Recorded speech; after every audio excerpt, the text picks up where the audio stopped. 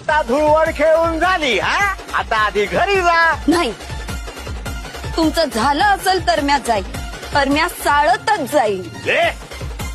एकदा सांगितलेलं कानात शिरत नसेल ना तर मनावर कोरून ठेव. आपल्या घराचा दरवंटा ओलांडायला स्त्रीला परवानगी देत नाहीत शास्त्र.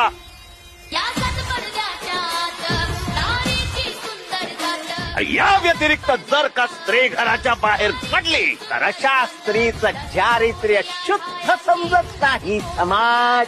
हा.